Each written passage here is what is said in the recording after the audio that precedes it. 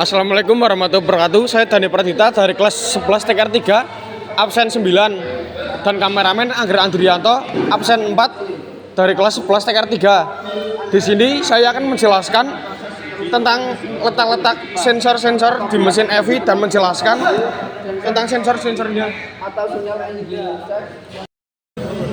Sensor pertama yaitu sensor IAT.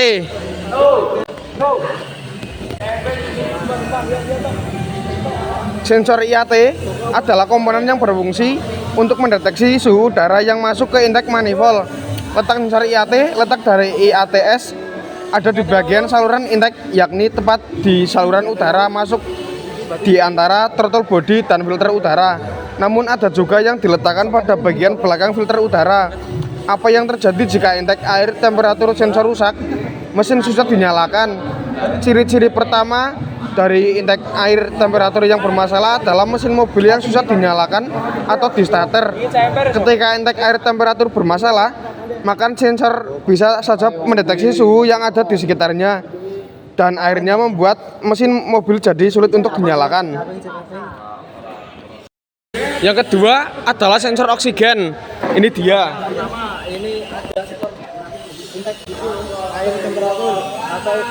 Sensor oksigen. Apa fungsi dari sensor oksigen? Jadi fungsi oksigen sensor adalah melakukan pendeteksian secara rinci terkait jumlah oksigen di dalam gas buang.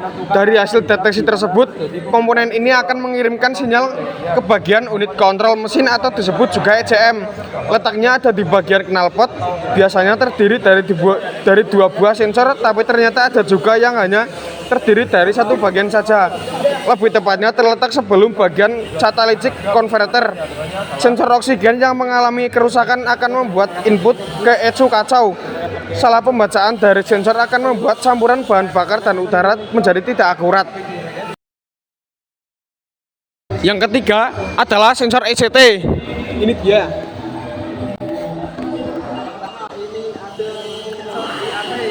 Sensor ECT berfungsi untuk mendeteksi suhu cairan pendingin untuk mesin.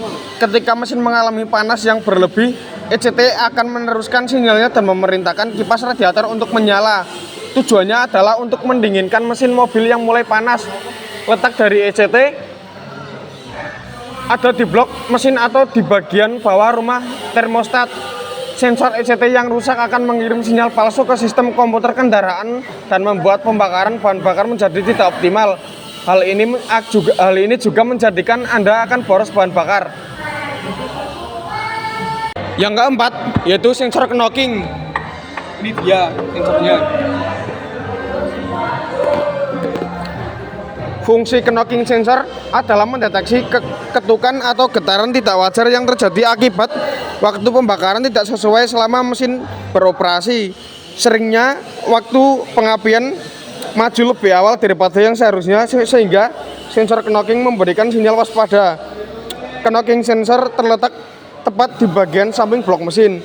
Jika knocking sensor gagal mendeteksi adanya getaran, maka mesin mobil akan kehilangan daya mesin.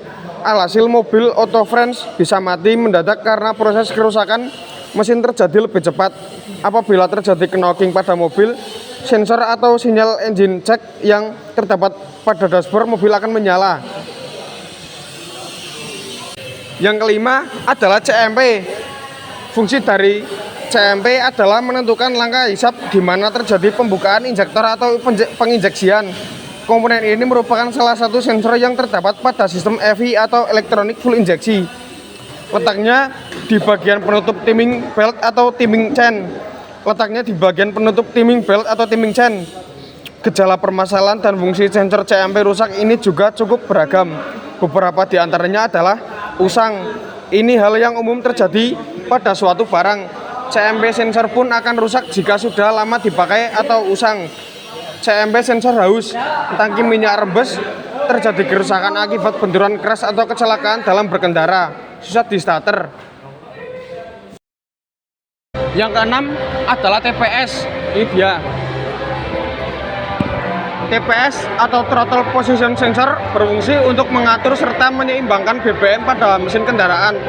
Posisinya sendiri menjadi satu dengan bodi throttle yang terhubung langsung dengan katup gas. Penempatan komponen sensor ini dikarenakan fungsinya adalah untuk memastikan bahwa katup gas memiliki sudut bukan sesuai. Yang ketujuh adalah crankshaft. Ini dia sensornya. Crankshaft atau crankshaft position sensor berfungsi untuk mengetahui kecepatan mesin atau RPM. Sensor ini terletak dekat blok mesin dan sangat penting untuk sistem pengapian dan injeksi bahan bakar. Sensor CKP juga mendeteksi timing sehingga injektor bahan bakar bisa memompa bensin ke seluruh mesin. Kalau rusak, berarti mesin tidak bisa dipompa secara efisien. Akibatnya banyak sekali bensin yang terbuang, bahkan untuk perjalanan jarak dekat sekalipun. Nah, langkah pertama yaitu menyambungkan soket scanner pada soket pada mesin ini.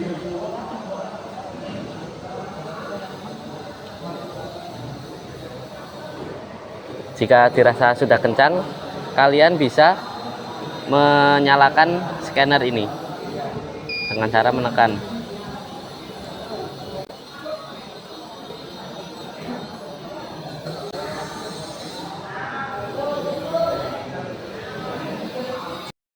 Nah, pada langkah pertama, setelah kalian menyalakan scanner ini, tampilan luarnya seperti ini.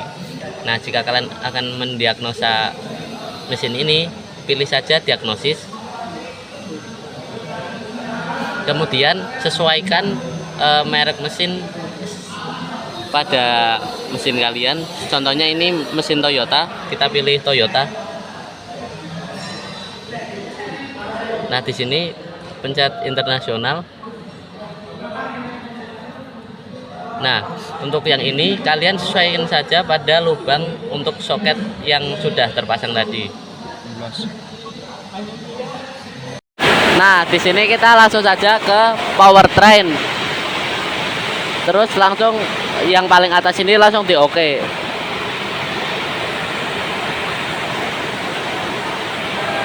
Nah, kalian kalau mau melihat data pada mesin ini, langsung aja pilih yang data analisis.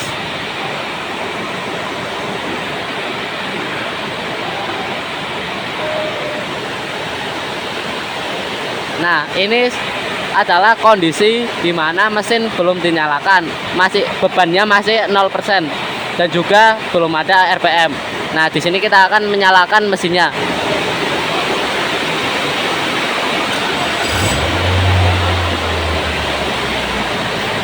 Dapat dilihat perbedaannya, yaitu bobotnya sudah naik, beban mesin dan juga RPM-nya berada pada 1000 RPM.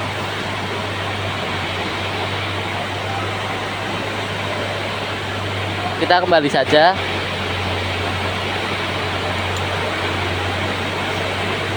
Nah, kita akan melihat kondisi sensor-sensor pada mesin ini yang dalam kondisi normal.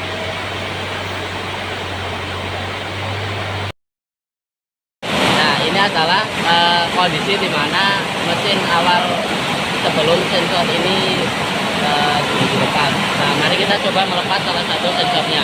Kita kembali dulu. Apa tadi?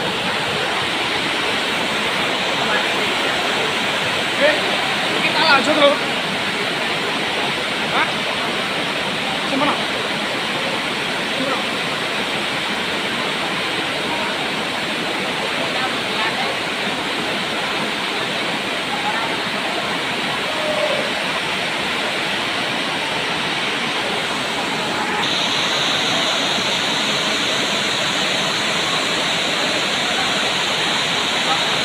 Saya sudah melepas salah satu sensor, yaitu sensor IAT. Mari kita lihat apakah scanner ini dapat mendeteksi kerusakan setelah sensor ini dilepas.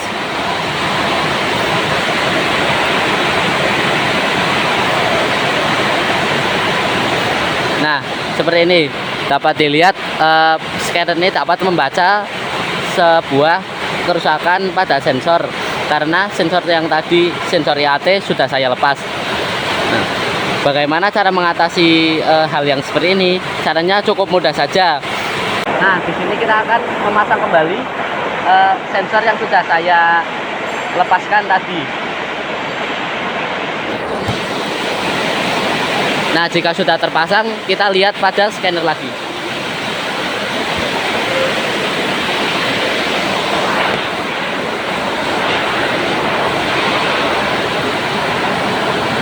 Nah,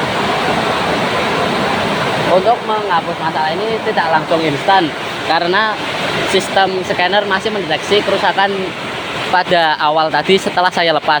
Nah, caranya kita tinggal hapus saja eraser. Oke. Nah, setelah itu tinggal dikembali.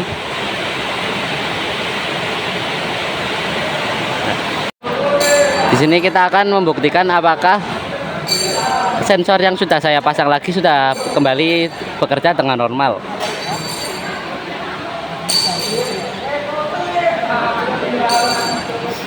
Nah, dapat dilihat bahwa riwayat kerusakan pada sensor yang sudah saya lepas tadi sudah hilang karena kan saya sudah memasang kembali dan juga menghapus riwayat kerusakan pada alat scanner ini. Jika sudah, kalian matikan saja mesin ini dengan cara kembali, atau bisa juga dengan menekan tombol berlogo rumah ini. Jika sudah, tekan tombol power di bawah, lalu pilih power off.